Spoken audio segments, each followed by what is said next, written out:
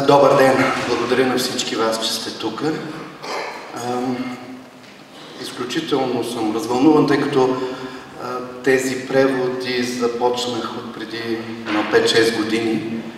И първото, което искам да кажа е, че въобще да се занимавам с превод е вина, в кавички, на професор Владко Мордаров, който ме и провокира, и подкрепи в това мое начинание. Искам изключително да благодаря на издателство Black Flamingo, на Виктор и на Данчо, тъй като пък, ако те не бяха застанали и не ме бяха поканили да почнем да работим заедно, нямаше да ги има тези прекрасни 4 романа. Томчето с пиеси на Феликс Митер в Леговището на лъва и Веберови. Много от вас са ме подкрепяли в това ми начинание. Тук има и един човек, който дойде специално от Плевен. Това е режисьора Димо Тешев, на който изключително му благодаря, защото в първите ми опити за превод на пиеси той беше един от хората, които ме подкрепяше, а и да се занимавам въобще с театър.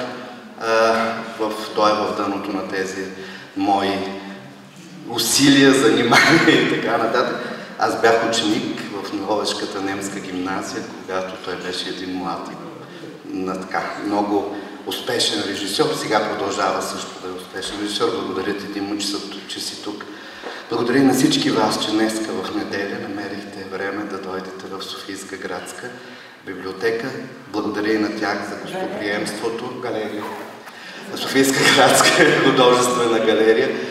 Съжалявам, леко съм развълнуван. Благодаря специално на Аделина Филева за гостоприемството. Започнах първо с пиеси да превеждам, след което първият роман, който преведох, беше "Скици от едно лято" на Андрей Кубичек. И за начало да дам думата на Нюта Качева, която ще говори за романите. Благодаря на моите колеги, на актьорите Елена Танасова, Явор Борисов и Красимир Коцопаров, че се съгласиха да прочитат за вас и откъси от тези романи. След това Богдана Костуркова, за което също са ви благодарни, ще каже няколко думи за преводите на пиесите. И така, този първи роман за мен беше като се едно, че превеждам своята собствена биография. Нямам представа кой при кого дойде пръв. Меланхолията при мен или аз при нея. Но едно беше сигурно. От 1 година тя беше тук. И още нещо. От тогава не си беше тръгвала. Не и доброволно. Бях в банята и гледах в огледалото, когато тази мисъл проблясна в главата ми. Да не си мисли някой, че това си го измуквам от пръстите, за да се правя на интересен или нещо подобно. Тези идеи просто идваха и то от нищото. Прорязваха съзнанието ми като тъй наречения гръм от ясно небе. Малко преди това обмисляш дали днес да срещаш косата си наляво или е по-добре, както винаги, надясно, за да прикриеш поне малко ухото си, което стърчи като ветропоказател. И си мислиш още нещо от рода на: да оформя ли косата си днес просто с сапун, защото става по-бързо, или да използвам скъпия гел, или и двете заедно. И тогава, внезапно, когато и двете ти ръце са пълни и ги прокарваш през косата си, цак! Тя е тук. Меланхоличната криза или някаква друга смешна идея. И изведнъж ти става все едно на коя страна ще бъде сресана косата. Изведнъж ти става ясно. Рене, човече, има толкова по-важни неща по широкия голям свят, отколкото глупавата ти прическа. На другия ден, вторник, към 16 часа и 45 минути, почти се бях разциврил. Не ми е лесно да го призная, както можете да си представите, но е така. Единствената причина, поради която не се предадох, беше следната. Помислих, че е неуместно да хленча заради това, че почти всички бяха забравили рождения ми ден. Когато собствената ти майка е отнесена във вечните ловни полета, се научаваш да потискаш повечето си чувства. Това значи да си ги потиснал. И така, вчера направих същото и към 17 часа напуснах къщата. И трябва да кажа, какъв късмет, какъв огромен късмет но всичко по реда си. Всъщност денят започна съвсем добре. Малко след 9 телефонът извъня, беше баба. Да ме поздрави, заедно с нея и дядо беше в телефонната кабина, познах го по неритмичната кашлица на заклет пушач, която се чуваше като фон. Попитаме дали съм получил картичката и дали баща ми се обадил. Трябваше и на двата въпроса да отговоря с не. Тя ми пожела здраве, успех в училище, много късмет и всичко най-добро и след това и двамата затворихме. Едва сега, след като баба ме подсети, забелязах, че баща ми още не се беше обадил. Но всъщност не бях особено загрижен. Женева, Потсдам. Това беше горе-долу толкова далеч, колкото Земята от Марс. Не само като километри, които ни деляха, а основно поради обществената пропаст, която делеше нашите две системи. Казано накратко, между капитализъм и социализъм. Това бяха два толкова големи противника, че не би трябвало да се допуска, че такова мизерно нещо като един телефонен разговор можеше да стане от раз. Заради какво човек да се хвърля в дълбокото, само за да говори с някого от другата страна на Луната? За да се свърже някой от Швейцария с нас, може би му трябват безкрайно дългите телефонни кодове, които и той няма под ръка. Въпреки че от Швейцария все още се предполага, че това може да стане. Днес, освен всичко друго, беше пристигнала и картичката от баба ми, за която стана въпрос. С равен, първолашки почерк, тя ми пожелаваше същите неща, които ми бе казала и по телефона. В сгънатата картичка бе поставила банкнота от 50 марки. Поради моите огромни запаси от пари в брой, аз останах почти равнодушен. Но към тях имаше и един бон на стойност 10 западногермански марки, с който можеше да се пазарува в интершопа. Никога до сега не бях получавал такова нещо. Вероятно няма да мога да си купя кой знае какво за 10 западногермански марки, може би 2 90-минутни касети на БАСФ, но това, което не беше за пренебрегване, че можеха да бъдат продадени на черно по обичайния курс 1:5 или 1:10. За този бон можех да получа между 50 и 100 марки от нашата валута. Това правеше 5 60-минутни касети Орво, но те така силно шумяха, особено в Локмена, че при тихите песни имаш чувството, че се намираш на плажа на Балтийско море. Това беше, всеки от вас, който е слушал Локмен и касетки Орво, може да познае за какво пише автора. А сега давам думата на Анюта, която ще говори за роман. Ще става ми ясно. Само, че трябва малко да го наведа. Добър ден, страшно се радвам, че ви виждам. Ще кажа, че в мига, в който влезах, поисках да взема 4 книги, които да стоят пред мен. Не защото има опасност да забравя автора и заглавието на книгата, това също не е изключено, но аз обичам да държа книга. Обичам да ми мирише на книга и да я държа, макар че тези 4 книги, за които ще се говори днес, имат много повече качества от това, които само едната книга сама по себе си носи тези качества. Скици от едно лято, Андрей Кубичек. Един автор, представител на последното поколение, родено в Източна Германия, в ГДР и след това продължил живота си в Западна Германия. За тази книга, която е втората на Андрей Кубичек, той получава наградата за най-добър немскоязичен роман 2016 година, т.е. веднага с излизането на Скици на едно лято. Така, скици от едно лято е скици от всяко наше лято. Всеки един от нас може да влезе в това лято и то да бъде негово. Аз трябва да си призная, че много малко знаех за ГДР. Единствено основното, което знаех, което и вие сте знаели, е, че то беше витрината на социалистическия лагер.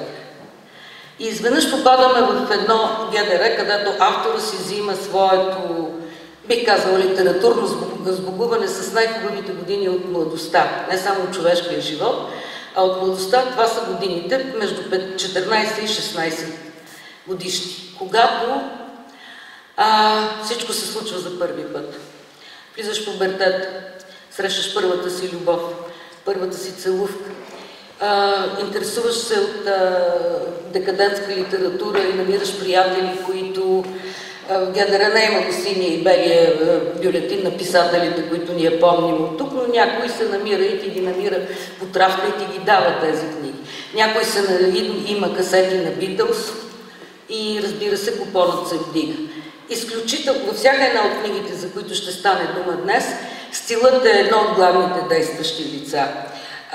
Кубичек има, как да кажа, изключителната способност да ни вкара в едно дежавю, разказвайки всъщност на пръв поглед спомена от своето детство, за това всъщност сбогуване, защото това се случва малко преди падането на стената, но без да проявява никаква носталгия.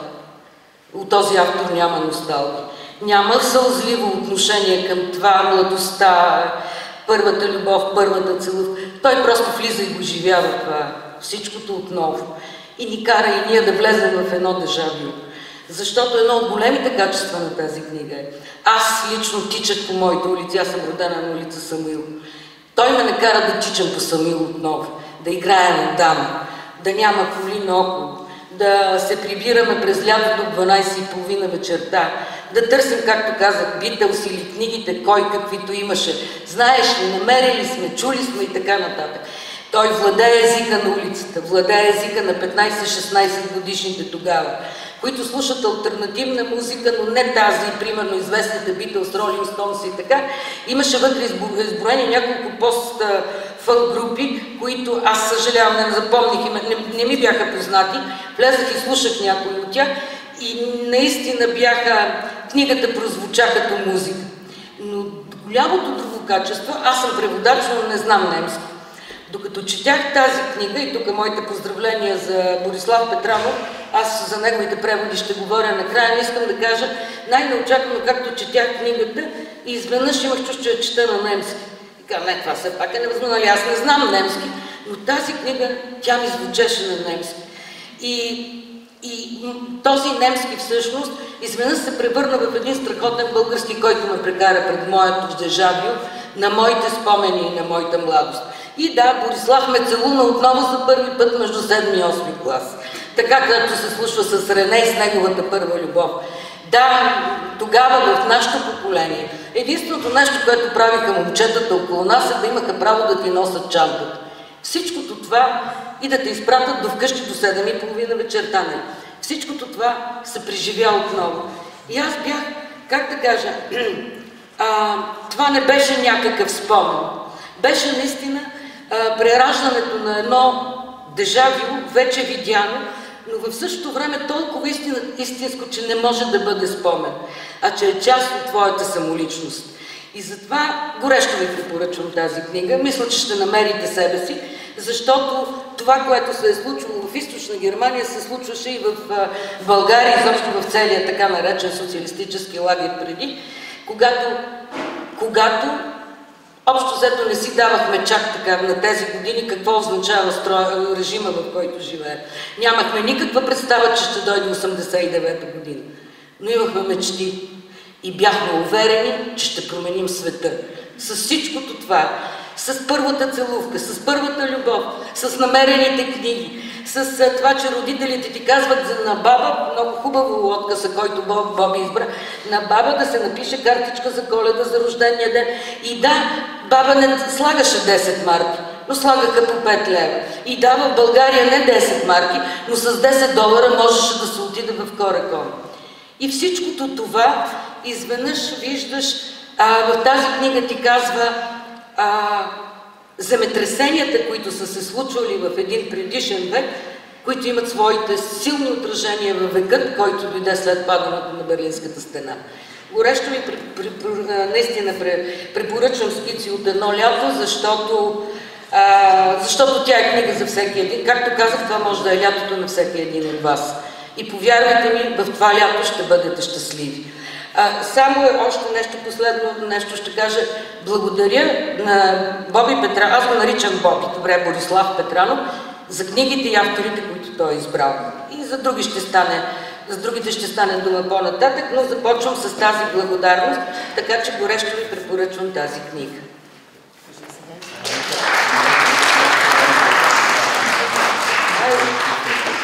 Така ли? Добре. Чакай.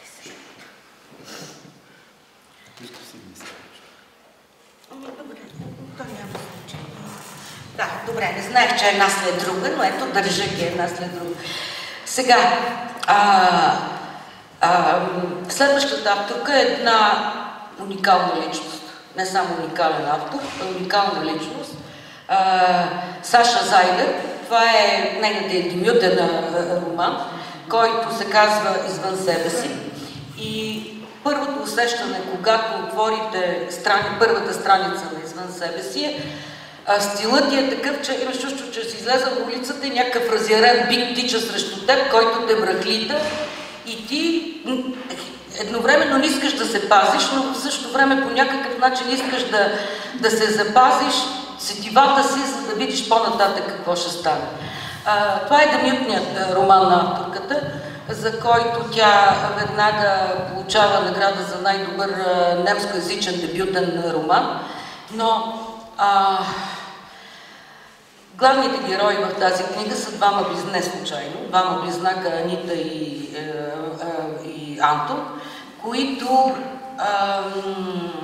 всъщност са едно цяло и е невъзможно да бъдат отделени един от друг.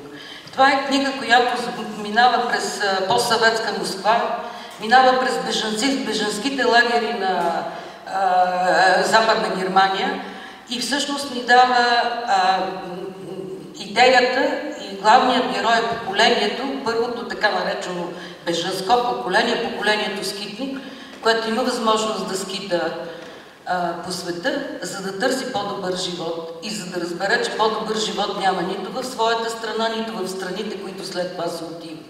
Това е търсенето на извън себе си, е търсенето на своята самоличност с идеята да видиш, можеш ли да разбереш през националност, през език, през религия и през полово ориентиране.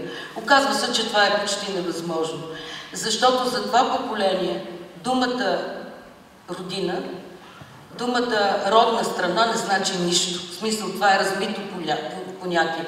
Думата роден език също вече не значи нищо. И тогава въпросът, който тя задава е следния. Кой си ти и кой е този, който ще ти каже всъщност кой си ти? Не случайно, няма да разказвам книгата, но братът близнак Антон изчезва и всъщност това е търсенето на сестра му на нейния брат, който накрая я отвежда през всичките тези места и в Турция, но всъщност това е търсенето на soulmate, на своята собствена втора природа, каквито са близнаците. Казах, не случайно те са близнаци. И всъщност идеята за новите неща, които се случват след падането на стената е, че в един момент тези поколения с тази политическа романтика, която донесе падането на стената, изведнъж се оказва, че те не могат да бъдат себе си и да намерят себе си дори вътре в себе си. Не случайно книгата се казва "Извън себе си". Изключителен е стилът на авторката. Тя владее не само възможността да показва най-различни герои, но това е един пъзъл, който в самото начало на книгата дори не вярваш, че той може да бъде подреден. И не знаеш каква картина накрая ще стане. Картината, която се получава накрая, е въпросът, който ние всички се задаваме. Наистина, кой съм аз? И моята националност, моят език, моето полова ориентация, какво ми казва тя за мен? Какво казва това, което казва за мен, какво казва на другите хора? Кой може да ме разпознае в глобалното село, в което живеем? Тя с един, как да кажа, като един художник, просто с един замах на четката, размива абсолютно всички граници на всички определения, с които ние живеем. Защото когато се превърнеш в скитник, наистина онова, до което стигаше белия лист, и трябва да разбереш кой си ти, за да почнеш да пишеш или да рисуваш върху него. Само искам да кажа, че Саша Мариана Залцман е един известен германски драматург и всъщност това беше дебютния роман, а сега искам да поканя Елена да прочете отказ от. Само да добавя, тя има награда за драматургия 20-та година получи и освен това в момента се смята за един от най-добрите немскоязични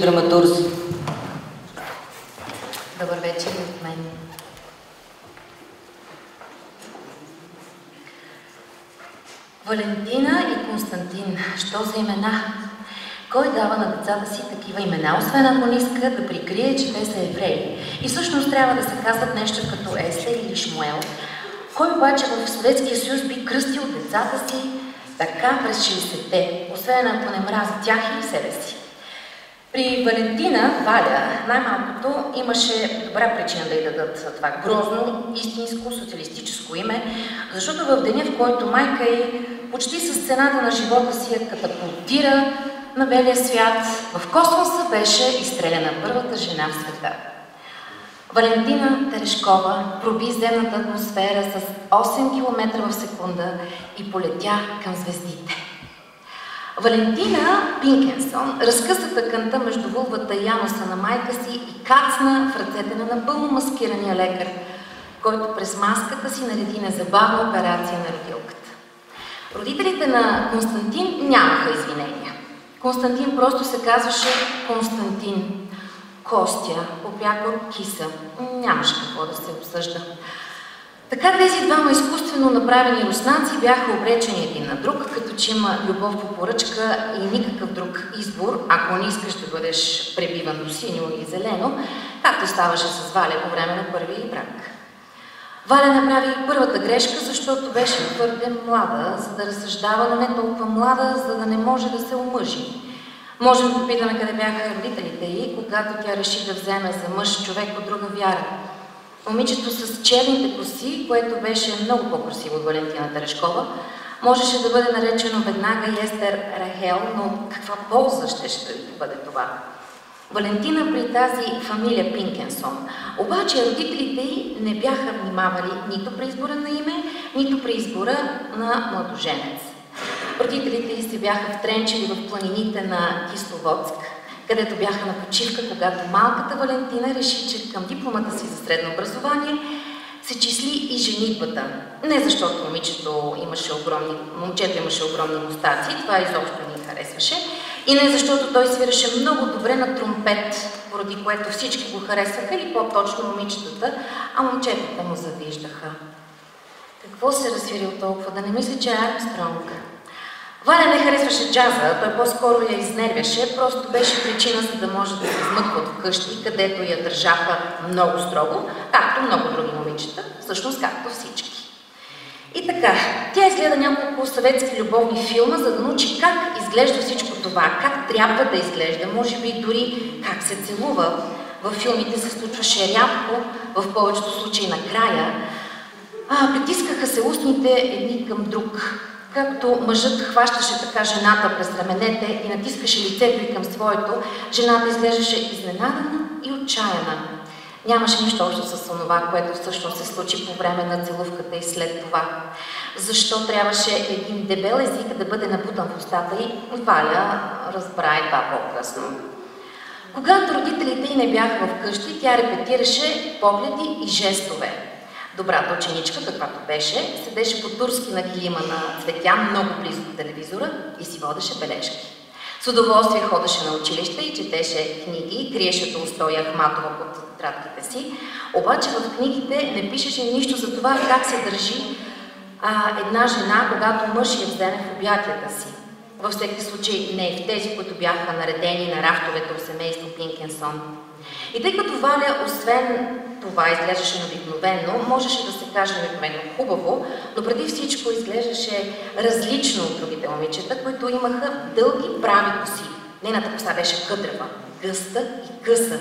Още от детството майка й се грижеше дъщеря й да има порядъчна социалистическа прическа, която не се различаваше много от тази на момчетата. А след правия нос и стиснатите устни можеше да се обсъдят и бедрата й. Във всеки случай младежа с огромните мустаци намираше за добра идеята всяка сутрин да наблюдава как черните кадрици на Валя се изплъзват по белия чершав от леглото. Двамата не попитаха родителите си, пренебрегнаха всички умни съвети, заключиха се в стаята и след това вече беше ясно, че момичето повече не е девствено и трябва да се ожени.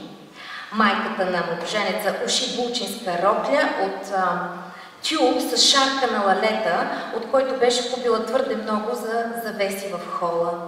Булката сама си направи от папие-маше украса за главата, облепи с него една кръгла тенджера и отгоре опъна бяла куприна. Въпреки че белия нюанс на шапката не съвпадаше напълно с този на роклята, Валя грееше като фотомодел и при всяко движение скърцаше като захарна торта. Брака продължи почти година. След 7 месеца и няколко дни Валя се качи в колата на баба си, с която искаше да отиде на вилата. 19-годишната имаше хематоми по лицето. Баба Етина, наричана Етинка от онези, които я обичаха, хвана бърдичката на внучката си, която не изглеждаше нито смутена, нито тъжна, нито беше изненадана, нито отчаяна. Напротив, усмихваше се, защото се радваше да види любимата си баба, която липсваше повече от всички други. Валя погледна Етинка, сияеща и почти забрави, че огрижените много тъмни очи на баба й разчитаха по лицето и нещо повече от радостта от бъдещите дни на Волга и нейното домашно направено сладко. Опитала се беше да прикрие с грим синините, но беше заобиколена от лекари и всички в семейството и щяха да знаят какво лъщи под светлата й кожа. Нямаше нужда от камуфлаж. Очите на Етинка потъмняха още повече и тя прокара грубите си пръсти по синините на лицето на Валя. «Ще се разведеш», беше единственото, което каза тя, преди да запали двигателя. Валя остана без дъх, може би от страх, че колата тръгна много рязко и гумите се завъртяха бързо. Стара лада, всичко можеш да очакваш от нея, може би защото Етинка звучеше категорично, но всичко, което Етинка казваше, звучеше категорично. Тя мразеше излишните думи, преди всичко мразеше бъбривостта на мъжете. Етинка беше дълбоко убедена, че колкото по-малко говориш, толкова по-умен изглеждаш. И поради тази причина почти винаги се случваше това, което Етинка казваше. В случая, че Валя ще се разведе. Валя се чувстваше преди всичко неловко, не искаше да се показва пред семейството си така насинена. И най-вече не искаше отново да се мести при това семейство. Валя задържа още дъха си, но разбра, че Етинка няма да задава повече въпроси. Тя с удоволствие щеше да говори, щеше да разкаже за тромпетиста, който има нелепо име, а тя едва сега забелязваше колко е нелепо, толкова, че не би искала да го изрече никога повече, никога, а именно Иван, като герой от руските приказки, народният герой Лопака. Този Иван също беше гледал филми, за да разбере какво означава да си мъж какъвто той искаше да бъде. Освен това беше наблюдавал и чул още нещо от баща си и чичовците си. И на този много млад мъж, тогава на 20 години, две неща му бяха станали ясни. Първо, че мъжът пие. Мъжът пие преди да говори и след това. Междувременно може да пролее някоя сълза, това може да се случи, но само когато пие. Ако не пие и реве, е педал или чифут, което го доведе до втора точка. Всъщност на него също му беше направило впечатление, че черните кадрици, които Валя разпиляваше по белия чаршаф и фамилията й, която тя запази след сватбата, могат да се причина тя да бъде виновна за всичко, което го сполетява. Тези прозрения доведоха неговия напоен с водка мозък до заключения като: ти, еврейска свиня, пукни в твоя Израел, мен няма да ме съсипеш. Кръщенето на подобни прозрения скоро не бяха достатъчни, за да задоволят Иван, не бяха достатъчни, за да компенсират всичко това, което би могло да се случи на този млад мъж, а напълно плашената Валя никога досега не беше чувала подобни неща. Така да я беше, но не по такъв начин, не толкова близо да усеща дъха му по бузите си. Беше израснала с всички рими на думата чифут. Валя вieя тек и жит, виревички бежит, виревичка лопнят и жида прихлопнят. Беше чувала много такива неща, обаче мощта, с която Иван тромпетиста изведнъж като от нищото крещеше подобни неща по врата й, докато се беше надвесил над история на медицината, я оставаше безмълвна. Тя забреше медицината. Ахматова трябваше сега да почака. Изобщо Ахматова за много неща нямаше право. Лъжеше или Валя беше пропуснала нещо. Сега и стана ясно. Беше пропуснала нещо. Семейството на Валя никога не се крещеше, макар че това беше типично за семействата, но Валя нямаше как да го знае. Родителите й се обичаха и баща й правеше закуска на майка й не защото трябва, а защото иска. Баща й сменяше пелените, когато тя беше бебе, водеше я на училище като дете, докато той я подготвяше за университета, майка й ходеше на масажи и никога не си казваха една лоша дума. Във всеки случай тя не можеше да си спомни. Не знаеше, че може да те бият, знаеше, че се водят войни, че съседката често крещи след полунощ. Обаче всичко това беше толкова далеч от младата Валя и нямаше нищо общо с живота й, докато Иван не започна да се държи с нея като истински руснак. Если бьет, значи любит. Стара руска мъдрост, ако те бие, значи те обича. Валя се спомнеше, когато виждаше мъжа си, как платушкайки се надвесе над нея. Понякога си я мрънкаше под носа. Нито във филмите, които беше гледала, нито в книгите, които беше чела. Не можеше да открие съвети какво да прави, когато те бият, освен да търпиш. Обаче, преди възрастта да разяде и обезобрази лицето й, както това на нейната семеница Терешкова, Етинка разпореди, че трябва да напусне онази свиня. И ако той вдигне още веднъж ръка срещу Валя, тя се закани, че ще поръча касапин и обещава, че проблема ще се разреши веднъж за винаги.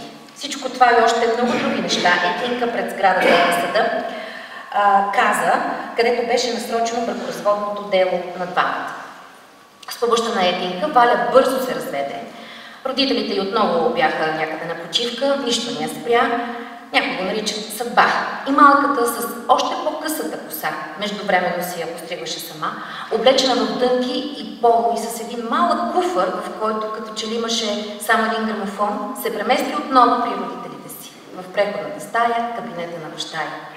Родителите й не казаха нищо, попитаха я как върви изследването, похвалиха я за дребните оценки, казаха, че може да бъде още по-добре.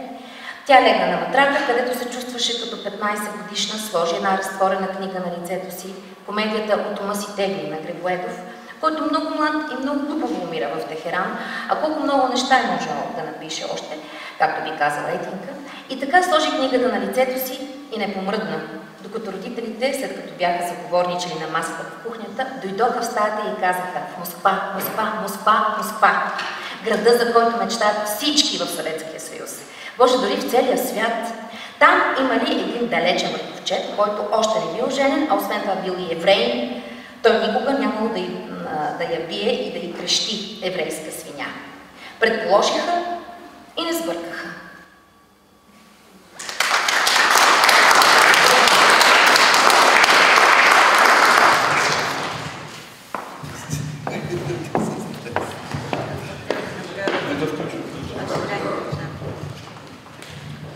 Щат 111. Луцайлер е написал книга, която всъщност е история на свободата. Берлин пада Берлинската стена. И какво става? Аз в първите страници в книга, в който отворих книгата, си спомни, че края на 90-та специално отидах до Берлин, за да видя, бяха оставили част от Берлинската стена. И го казвам не за да споделя само нещо лично с вас, а защото мисля, че много хора са го преживели. Бях страшно обидена, когато видях колко тънка е Берлинската стена. Тя е толкова дебела.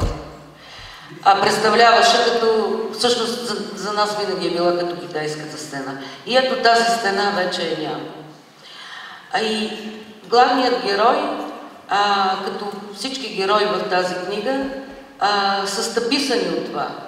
Защото това е книга за това, когато съборим нещо, не знаем какво да правим след това с останалото място. Какво да построим на мястото на тази стена. Главният герой Карл всъщност решава да остане в Германия. В мига, в който веднага след падането на Берлинската стена потоци хора, предимно се оказва поколението на неговите родители, започват да се изнасят от източна Германия, за да отидат най-после до желания запад, до Западна Германия. Включително родителите на Карл, които се сбогуват с него и заминават за Западна Германия, т.е. за така наречения бленуван Запад.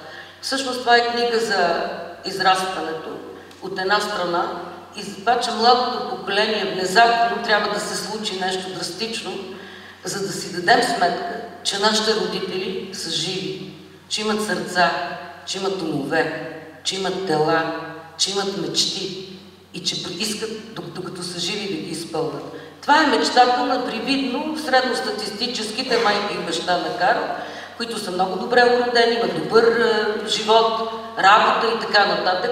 И никой никога, синът им, никога не е подозирал, че техните родители, 111, в България ние имахме един транзистор, един веб, който слушахме, когато можехме свободна Европа. Това се прави с щер 111, са правили в Германия. И така изведнъж този транзистор става символ на търсенето на младото поколение, което изведнъж остава без опората на старото поколение, което отдавна има тази мечта и една голяма част от тях напускат Германия. И не случайно централното място в тази книга е Бар Асел, където има работници, вечер се събират работници и проститутки, отиващи си пред заминаване съветски войници и така. Това е вид чистилище на това, което предстои да се... Едни заминават, едни трябва да заминат, други заминават по собствено желание и други остават по собствено желание. Въпросът е какво правим с живота си, когато историята внезапно и най-неочаквано ни поднесе този избор. И това е въпрос, който аз мисля, че всеки един от нас, ние сме си го задавали след политическата еуфория, падането на стената и всичките живота на площада след това, както е било и навсякъде, но се оказва, че нямаме тези отговори. Тези отговори ги няма и в тази книга. Но за сметка на това, пък има въпроси, на които ако бяхме отговорили, България нямаше да има 30 години преход и може би просто Европа щеше да излезе малко по-различно от начина, по който така изглежда. Това е книга за цената на свободата, за която ние всички мечтаем, но не винаги сме готови да платим тази цена.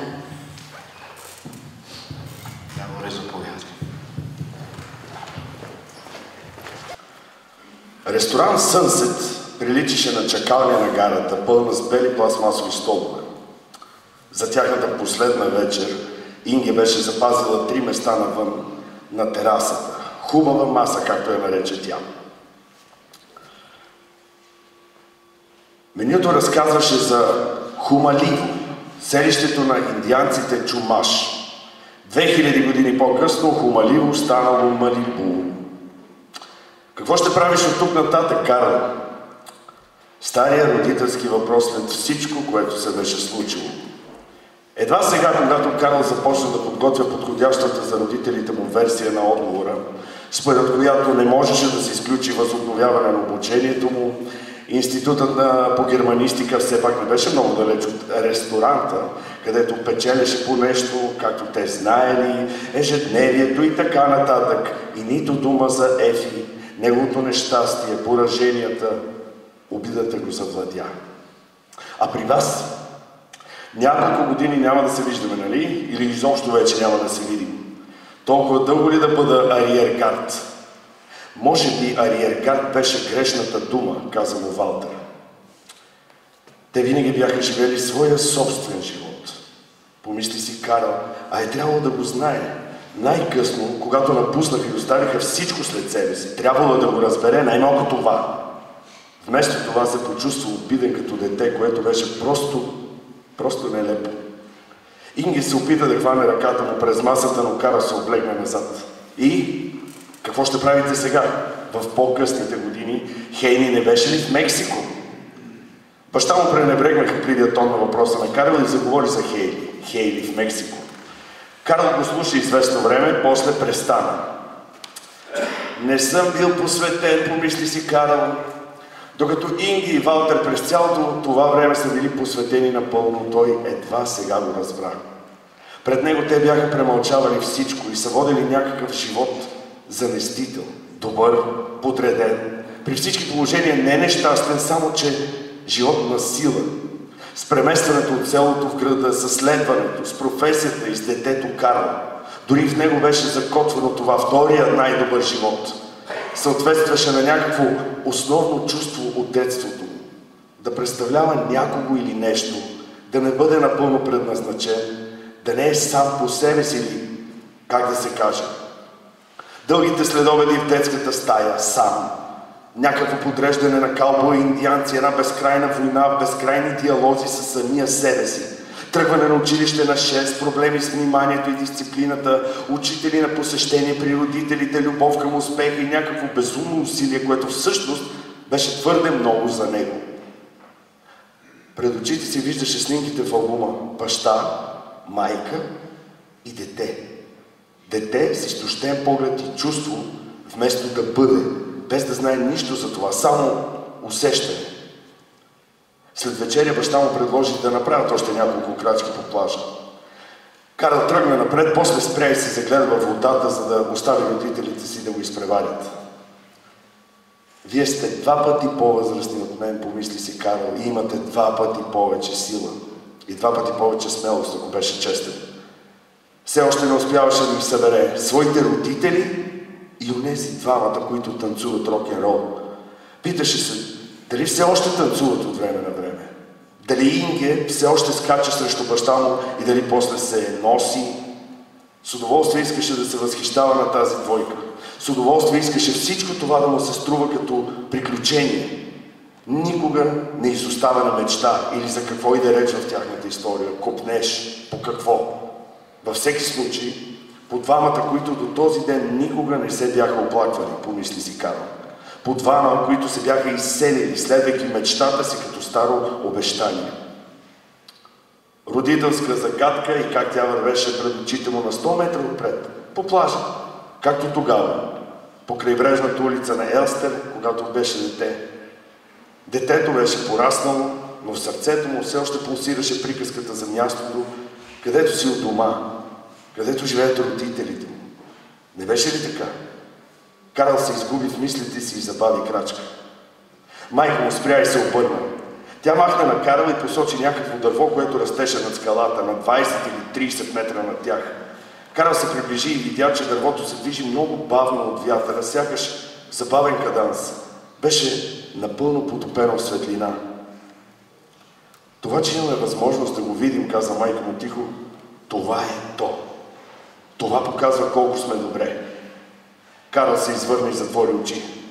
Когато Валтер се забави вечер, понякога идвам тук сама. Майка му го погледна с поглед, на който Карл в никакъв случай не искаше да го отвърне. В началото се опитвахме просто да го забравим и почти се разделихме. Чувствахме се взаимно виновни. Тогава, след случката с Бил, баща ти беше станал твърде колеблив. По някаква причина Бил не ни харесваше. Можехме да тръгнем веднага. Това ще е най-доброто. Може би бяхме твърде млади. По-късно аз бях тази, която се оплаши в средата на гората на границата, като при това почти бяхме успели. Но всъщност още тогава беше твърде късно. Твърде късно. 2 години преди аз да се родя, измърмори Карл. Представи си, ако съм бременна и в затвора. Тя млъкна и хвана Карл под ръка. Той се опита да разбере какво има предвид майка му, защо го каза. Той затвори очи и видя светещото дърво. Вече не знаеше какъв беше истинският въпрос. Гневът му сякаш се разсея, изпари се на слънцето и това, което почувства, беше някакво дифузно усещане за дълбочина и бездна. Сякаш самият той беше онова дърво горе, точно на ръба. Инге! Баща му се приближи и Карл се отпусна. Валтер погледна нагоре към дървото, което вече беше напълно позлатено. За известно време никой не каза нищо. Спомняте ли си старото ни преносимо радио? Попита Карл. Да, един транзистор, Щерн 111, каза баща му. Къде отиде? Валтер поклати глава. Някога винаги го носихме с нас. Радиото и ние тримата при всеки неделен излет. Ти седеше в количката, Карл, подпрян с възглавница и с радиото на колене. 3 честоти, каза баща му сериозно, и телескопична антена. Беше наистина страхотно. Добре, къде отиде, повтори Карл. В задната част на кутията имаше малка вратичка, която трябва да се отваря от време на време. Там се поставяха плоските батерии. Това беше нашата връзка със света. И после, попита Карл. Валтер, който веднага разбра въпроса от чисто техническата гледна точка, го обясни. Контактните езичета на батериите първо трябваше да се отворят леко, с къс и дълъг език. Трябваше да се мисли нелогично. Нелогично. Късият език беше плюс, дългия минус. И от кога имахме радиото? О, това беше първата ни придобивка като семейство, каза баща му. Придобивка като семейство. Изразът беше напълно познат на Карл и за момент се зачудих дали всъщност все още се използва или е загинал с нещата, за които се отнасял. Някога, когато купих радиото, ние все още живеехме на село. За да се отпразнува деня, Инге ме взе от гарата през полетата с детската количка. Вече автобусите вече не се движеха. Трябва да е било някъде през есента на 64-та година. Аз бях първа година студент. Докато се прибирахме към вкъщи, слушахме радиото. Радиото имаше една кожена дръжка, така че наистина приличаше на малък куфар. Понякога го носех през рамо, доста небрежно, а понякога на ръка. Понякога също така пеехме с него с пълно гърло, в тъмното, танцувахме няколко стъпки в средата на полета. Радиото беше нашата единствена светлина. Щерн 111. И ти беше с нас в количката. Бил съм с вас. Разбира се, с нас беше, ти винаги беше с нас. И какво слушахме? Радио Люксембург или АФН. Beatles току-що бяха направили първите си хитове Love, Love Me Do и така нататък. Това взриви всичко. Ти викаше и размахваше и номеръци от количката. Това също беше много странно. Валтер се разсмя, а след това Инге също се разсмя по нейния палав начин с напръчкания нос. После и Карл се разсмя. АФН ги излъчваше всичките. Чък Бери, Джери Ли Луис, Джони Кеш и Рей Чарлз, които пускаха по-рядко след ареста им. Бъди Холи, който катастрофира в самолета, или Литъл Ричард, песните от времето, когато той твърдеше, че рок-н-ролът е създаден от дявола. Валтер говореше за Карл и се загледа в него. Карл видя, това беше неговия баща. Имаше много неща, които Карл не знаеше. Също и за самия себе си не знаеше много, дори това, че е бил фен на Beatles. Известно време вървяха по плажа мълчаливо, рамо до рамо. След няколко минути Карл помоли и родителите си да го оставят сам. Може ли? Първоначално имаше чувството, че тайно стоят зад него, но когато се обърна, не, беше сам. Понесе се, повече не мислеше, усети облегчение, някаква финна струйка по скалпа, някакво треперене, така че трябваше да спре за момент и да затвори очи. Звукът на прибоя, пяната на вълните на лунната светлина, синкава и сякаш осветена отвътре. Вятърът беше приятен, носеше прохлада по челото. Той продължи и извади някакви очила за гмуркане от водата, които бяха потъмнели от солта или влаченето в прибоя. Сложи ги за момент и се заслуша. Чу шумоленето, вечният шум, който небрежно го обгърна и го накара да изчезне. Беше форма на дълбоко доверие и на самота. Доверие в собствената си самота. Така си помисли Карл, ако това е възможно. Стигна до някакъв участък от брега, който в няколко тъмни мълчаливи фигури седяха и гледаха към морето. Всеки седеше сам за себе си, по-отделно, но изглежда имаше нещо, което ги свързваше, нещо невидимо. Това са мъртвите, изведнъж разбра Карл. Мъртвите преди отпътуването. И беше странно колко необезпокояван може човек да се лута между тях. Той събу обувките си и направи няколко крачки във водата. Спря и бавно потъна надолу. Една вълна, и следваща, беше приятно. Сега се справяше добре. Пред очите му беше хоризонтата, между пръстите на краката му имаше фин мокър пясък. Та наникаше си тихо в прибоя Love, Love Me Do и се полюшкваше съвсем леко в ритъма на прилива. Не е ли прекрасно да си сам? Благодаря.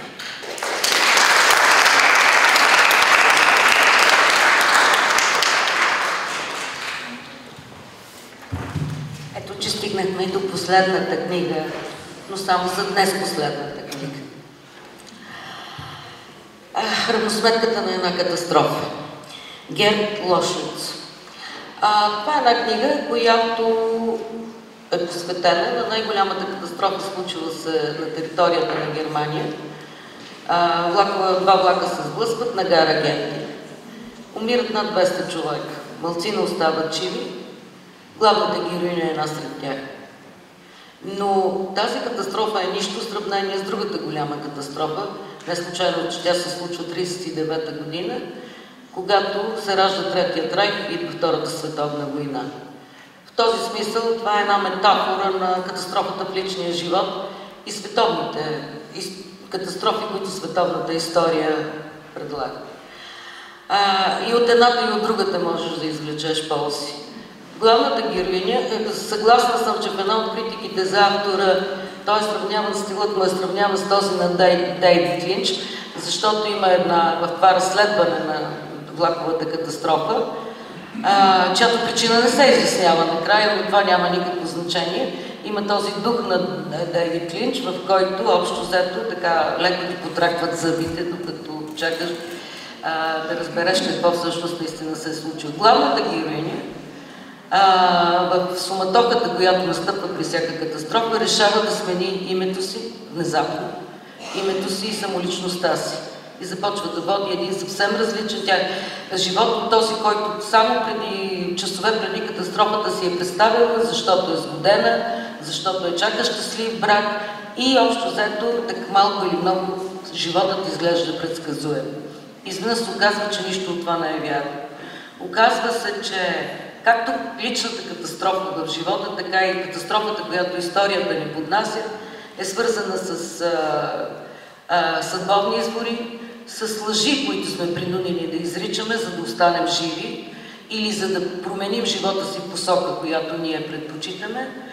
И разбира се, за всичко това се плаща цена. Това е книга за цената, за отговорността, за любовта, за предателството, за това в каква степен в личния или в обществения живот можем да бъдем верни на себе си, на тези около нас, на родината си, на идеите си и така нататък. Няма значение, общо взето, да, това разследване тече през цялото време на книгата, но авторът вълшебен е този автор, защото самият той не се интересува от това каква ще се окаже причината за тази катастрофа. Това, от което се интересува, е вертикала, в който ние живеем. Нашата психология на нашето вътрешно аз и психологията на един народ. Така че тази метафора за катастрофите е нещо особено пък днес, в 2023 година, когато сме заобиколени от всякъде от война и от всякакви проблеми, са въпроси, които наистина трябва да намерят нашите отговори. Това е което мога да кажа. Красимир Коцопаров ще прочете сега отказ от книгата. Аз само искам да кажа, че много благодаря и на двама художника, които направиха подарък корици. На Луц Зайлер Щерн 111 е направена от Сезар Пиментел корицата.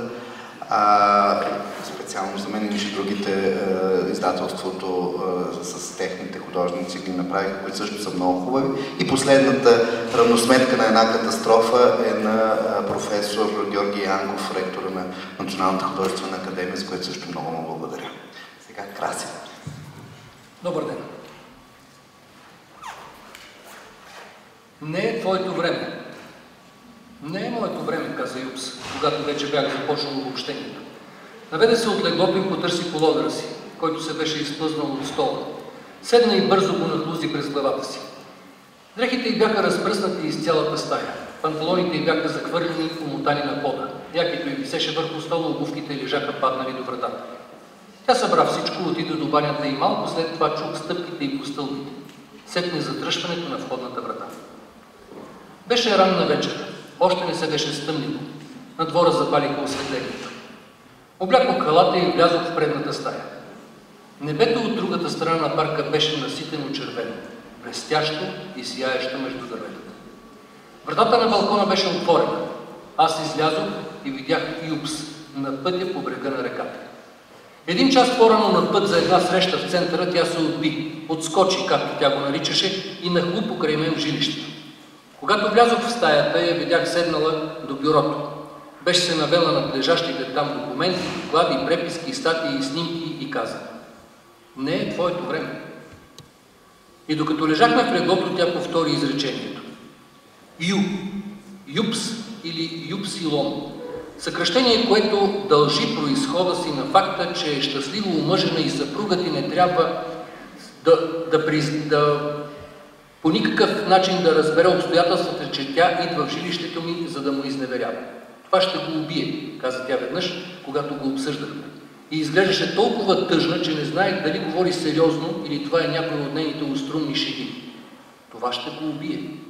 но не можеше и не можа да престане да му изневерява. Така че идваше при мен, когато имаше възможност, а когато знаеше, че пътувам, влачеше и други хора. Преди да изчезна зад храстите, се обърна и вдигна ръка, а аз си махнах в отговор. Не е моето време, но се доближава до моето. Поради което, за разлика от по-младата от мен Юпс, когато чета преписките, веднага виждам пясъчния път, който се вие около поляната покрай къщата на Лиза. Тракащите коли, улиците, които след обед са почти пусти, и онези конски каруци, които още не са излезли напълно от употреба. Чувам скърцането на обкованите в желязо колела и усещам топлата миризма на балите слама, наредени една върху друга навътре в каруцата. Или черната смрад на канала. Стоя на моста и гледам влекачите, натоварени с въглища, пясък или чакъл, които теглят след себе си малка помощна лодка. Чувам звука на сирените, ударите на камбаната. Всичко изплува отново. Патроните, намерени в хоризонталния забой на подземната фабрика за боеприпаси и наредени върху релсите на теснолинейката, измършаверите мъже с навити крачоли, захванати с безопасна игла под чукана на отрязаните им крака, тракането на патериците по паважа, радостта от карането на колело през лятото и страхът от тъмното през зимата, страхът от нощта, страхът да не се изгубя. Суматохата на перона не бе ли тя, която ме вдигна и ме преведе през прозореца на влака в ръцете на непознати хора, защото без мен и беше по-лесно да се промъкне до вратата на вагона. Не я ли видях да потъва във вълните от глави и рамене, така че при рязкото спиране на влака трябваше да повярвам, че е останала назад, докато при набирането на скорост бях изтръгнат от нея. Не подскочи ли сърцето ми от радост, когато я видях да се появява в края на коридора? Как се бори с тълпата, с непривичната за нея грубост, което можеше да се обясни само със страха и за мен. В Магдебург ли отивахме? Или в Берлин? При таланта? Или при лелята, жената с кожната ръка? Образите идват отдалече и принадлежат на натрупвания, на страх, на ужас, който с разтворена муцуна витае над мен през нощта. Ето тук е постоянно лъсналият се от влагата черен цилиндър на локомотивния тендер, който изплува от мрака.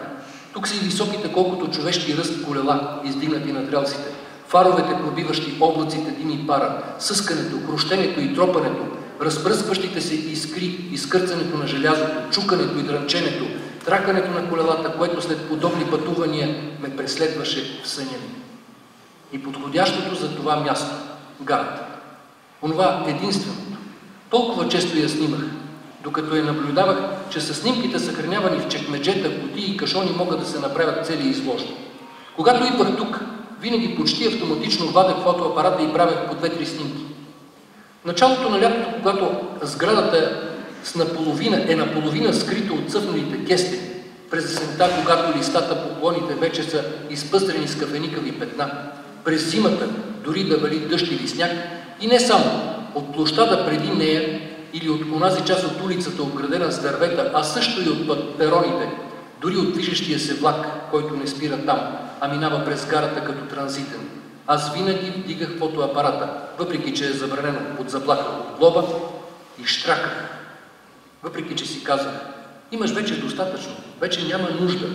Не може да устоя на изкушението или по-скоро на принудата, защото да, това беше принуда. Ако хората, които са принадлежали към това място, вече са изчезнали, поне мястото трябва да е останало. А ако мястото не може да остане, то трябва да бъде запазен поне споменът за това как е изглеждало. Сцената, по която са се движили, нерядко е била тази страшна сграда, която преди, в моето детство, кипеше от дейност до покрива, а сега беше оставена да се разпада. Тя е последното нещо, което човек виждаше от града. Тази кубовидна сграда, боядисана по някаква неизвестна причина в кърваво червено, което сега е толкова силно потъмняло, че изглежда почти черно.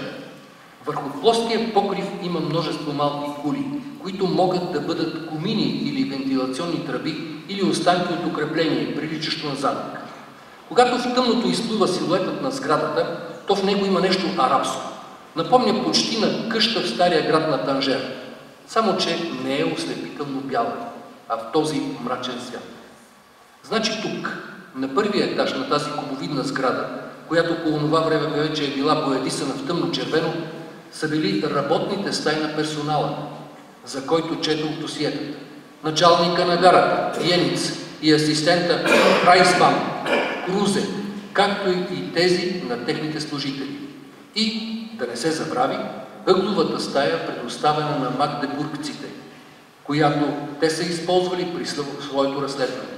Магдебургците, така постоянно наетите тук служители на Райхсбан, наричали Хайнце и Вагнер, изпратени от Магдебург, за да изяснят причината за катастрофата. Крузе ги наричал криминалистите, Дебелака и бобеното стъбло. Злоусловил по техен адрес специалистът по контролна сигнализация Лебрехт, докато не му мръзнало да злоуслови. Та значи в тази сграда. 2 дни преди бъдни вечер, минус 12 градуса, 0 часа и 53 минути. Градът и селата са потънали в дълбок сън. Няма луна, няма звезди, небето е облачно, паднал е малко сняг. Следва твърдият метален удар. Желязо в желязо. Трясъкът на вагоните, които се забиват един в друг. Скриптенето на смачкания метал, пукътът, изцепването на пукащото се дърво. Всичко съединено в едно. С такава мощ, че се чува в радиус от десетки километри. В града, в околните села, дворове, стопанства. Хората спят и подскачат от ужас в съня си. После пак тишина. Още по-дълбока тишина. 21 декември 1939 година е четвъртък. От ранно утрин на гарата в Потсдам, Банхоф, в Берлин, цари голяма блъскавица, която не спира до късно през нощта. На 1 септември германските войски са нахлули в Полша. Страната е във война. И това означава, че всички влакове, които не са необходими за поддържането на трафика, са изтеглени за военни цели. Колелата трябва да тракат за победата, а сега са вече недостатъчни. Допълнителните влакове, които пускат в седмиците около Коледа, вече не се предлагат. А същевременно пътуват повече хора, отколкото в мирно време. И е така, особено след като разписанията също са силно съкратени и не е чудно, че всичко вечно има задръствания. Късно вечерта 2 влака напускат гарата с разлика от половин час. Бързият влак Д-10 в посока Кьолн и бързият влак Д-180 в посока Ньойнкирхен. Д-10 потегля точно в 23 часа и 15 минути, а Д-180 тръгва също на време в 23 часа и 45 минути. Обаче нито един от тях няма да стигне до местоназначението си, защото 68 минути по-късно, в първия час на 22 декември 1939 година, точно в 0 часа и 53 минути, 90 км по-на запад на гара Генетин, е предизвикана най-голямата катастрофа, ставала някога в германските железници и която поне за известно време е почти напълно изличена от паметта. Д-180 се врязва с пълна скорост в Д-10. 196 души загиват на мястото на инцидента или в следващите дни, а стотици са ранени. Докато си представя как се е случило всичко, видях пред себе си къщата, в която е живяло с майка си момичето, което тогава е била Лиза. И предположих, че и тя се е събудила. Стаята е отзад, гледа към кокошарника и съседните градини. Сигурно се стряска в съня си и отива до прозореца, без да светне лампата. Когато през всички зими, които помня там, стъклата са замръзнали. Поле от ледени цветя. Тя доближава устни към стъклото, духа върху него, дръпва ръкава на нощницата върху дланта на ръката си и го извърсва, но не вижда нищо. Само очертанията на църквата, която със своята широка кула се свива зад градините като кокошка между дърветата, поради което тя стъпва несигурно на стълбището, все още в тъмното, боса по студените плочки, нататък към стаята. Дърпа завесата, отваря прозореца, бута кепенеца, но и тук няма нищо, което да обясни шума. Само купчина дърва във формата на иглу, които баща й, вече тежко болен, е натрупал през лятото. Отзад, през поляната. Накрая до Боровата гора, през която се отива към нивите. Дебела линия, сякаш теглена с черен маркер. Колкото и да е странно, виждам я сама. Никога с майка й, която спи в съседната стая. Толкова тясна, че брачните легла не могат да се съберат едно до друго, а са поставени едно зад друго, като скачени вагони, с дългите си страни към стената. Сигурно и тя трябва да се е събудила, но е останала да лежи. Защо? Защото не вижда нищо. Или това е по-късно, след войната. Когато тя се грижеше за мен, след като Лиза отиваше на работа, по това време тя можеше да прави разлика между светло и тъмно, и когато до ухото й достигаше странен шум, тя не поглеждаше нагоре, а надолу. Сякаш слушаше себе си и сякаш обяснението за това, което бе чула, беше там, вътре в нея. Лиза затваря прозореца и понеже сега се чува само тиктакането на стенния часовник, което по-късно заедно с нейното свирене на цигулка се превърна за мен в доминиращия в тази стая звук, тя си ляга отново. Така че едва на сутринта, на път за работа, разбира какво се е случило. Сега си мисля, че и онази вечер пултът за нотите е стоял до прозореца, но не във всекидневната, както по-късно, когато живеехме сами там, а в стаята си изглед към кокошарника, която после стана моя, след като Лиза, след смъртта на майка си, се премести отпред в стаята, която преди беше спалня на родителите. Благодаря.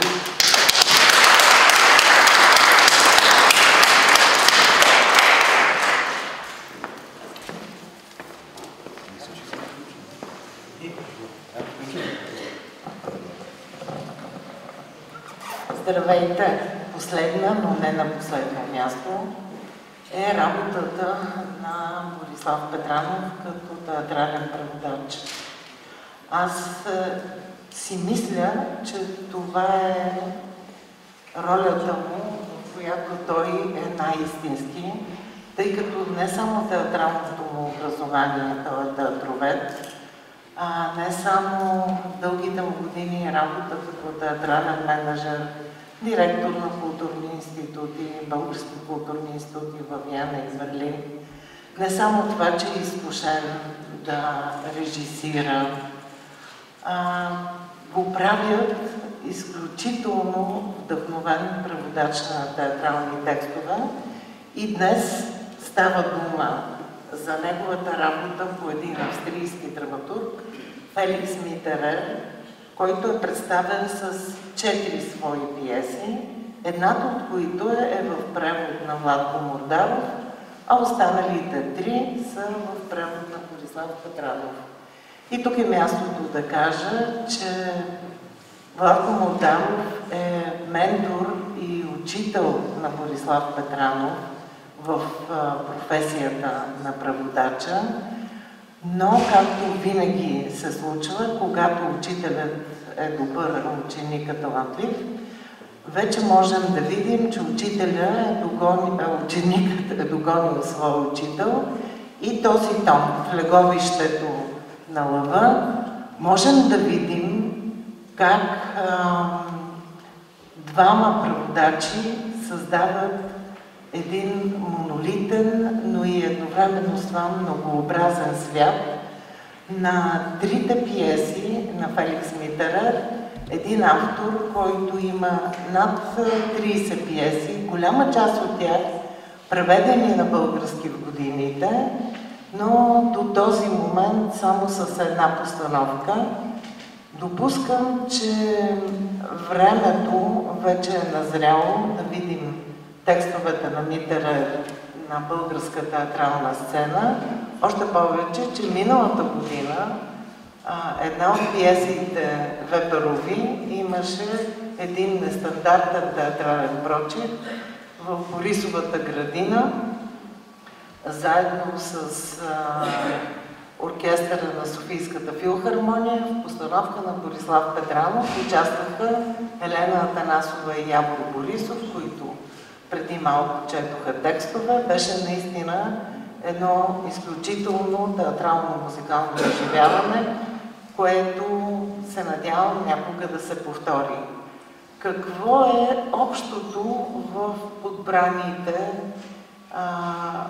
допускам от Борислав Петранов текстове, тъй като той се е готвил да преведе и 3 пиеси, но житейски обстоятелства са наложили 3-та пиеса да бъде преведена от Владко Мордаров. Това е, че става дума за истински лица, които са пострадали в своята житейска биография от нацизма като форма на държавно управление.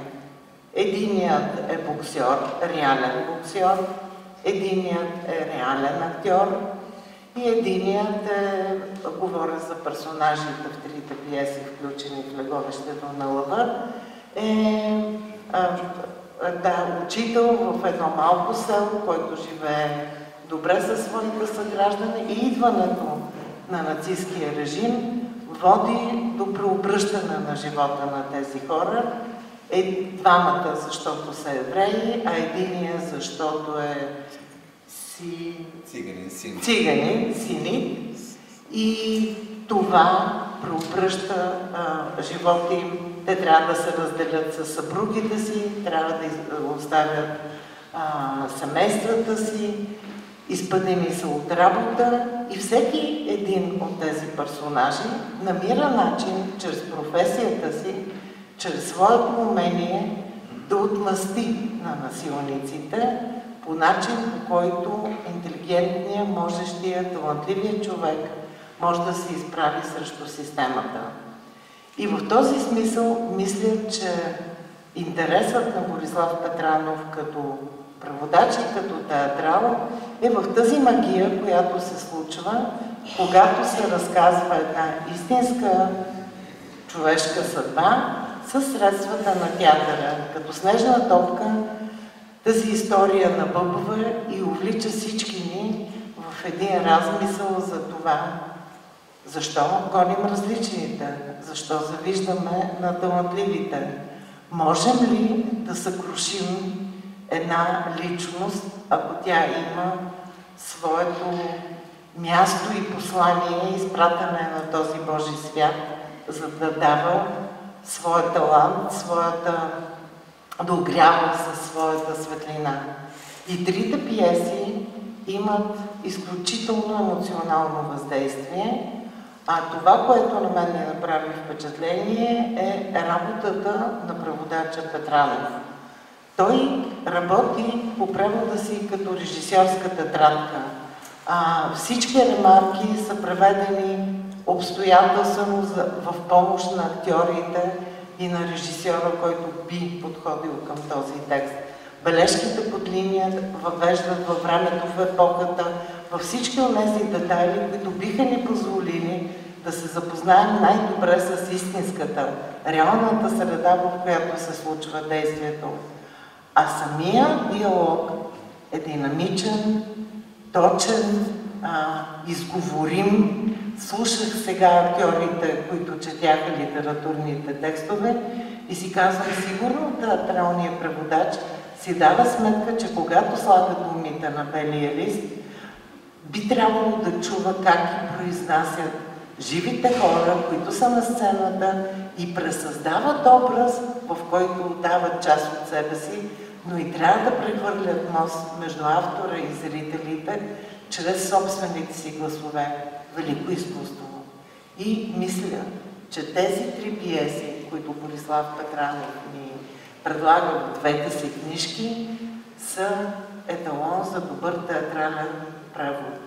Искам да благодаря на издателите от Black Flamingo за това, че продължават тази благородна мисия да издават театрална литература, продължавайки започнатото преди години от списание Панорама Плюс. Аз като драматург на театър искам да кажа, че рано или късно театрите посягат към словото, което може да бъде намерено, да бъде прочетено и да бъде преоткрито. Така че, браво, поздравявам ви и ви благодаря за тези усилия, които вярвам ще продължат във времето. Се надявам, че тези две прекрасни книги няма да останат интересни само като книги, като романите от немските автори, а ще могат да бъдат гледани по българските театрални сцени. Това е.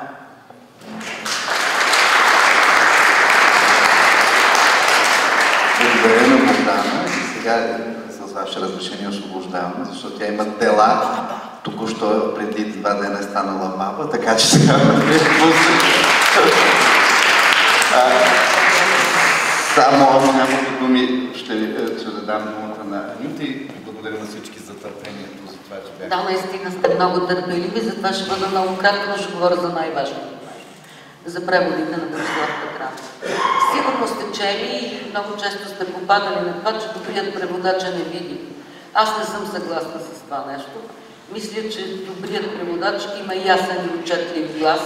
Такъв е гласът и на Борислав Петранов.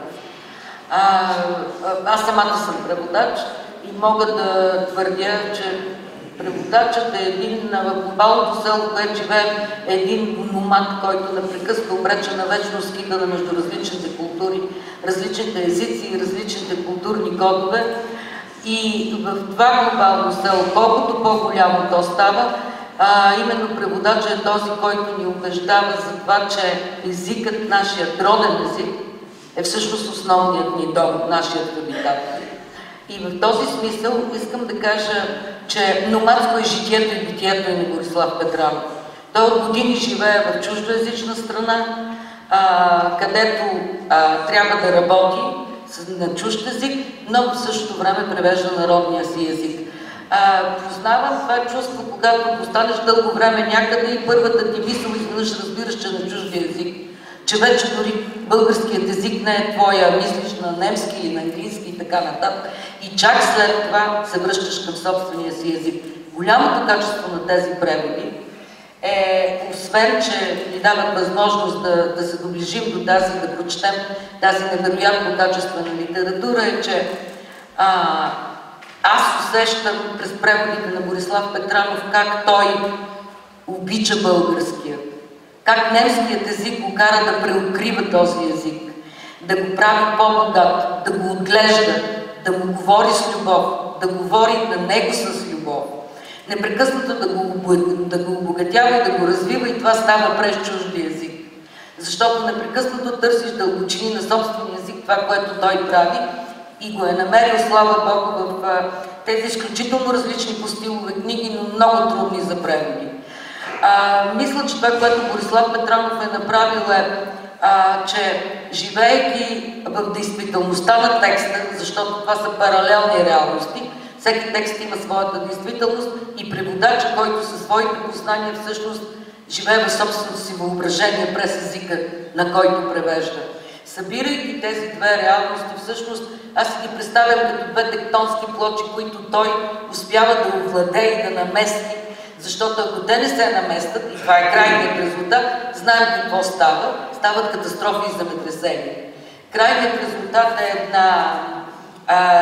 едно невероятно парче култура, където всичко е спокойно и красиво. Защото на това парче има владетел. И този владетел е Борислав Петранов. Много странно обаче, вчера търсих нещо съвсем различно. И с тази история наистина завършвам, няма да досаждам повече, но мисля, че той го заслужава. Попаднах на един много кратък текст на един канадец, който се казва Едуард Чемберлен. Той преподава сравнително литературознание и английска литература в Чикагския университет в Отава. Когато бил 6 или 7 годишен, в тяхното семейство живеела украинка, ето нищо случайно няма, живеела украинка Мария Козак, която била станала почти член на семейството, помагала за домашната работа, за отглеждане на детето и така. Едуард бил в времето, когато майка и баща му искали да го научат да спре да яде с пръсти, а да яде с нож и вилица, нещо на което той много се противил. И един ден той на обяд започва да яде грах с нож и вилица. И му направили забележка, тогава той каза: да, но Мария Козак яде така грах, казвайки той, знаейки, че майка и баща му никога няма да кажат нищо срещу Мария.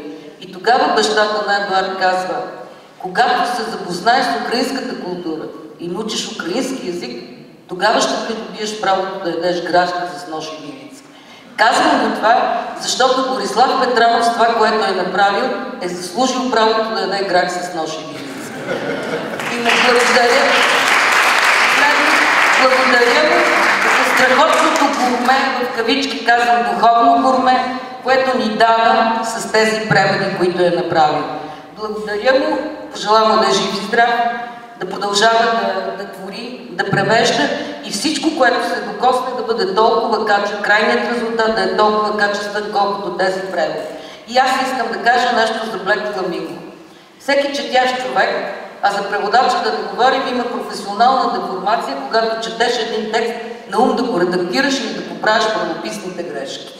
Това мисля, че много хора го правят. Аз съм благодарна на издателство Фламинго.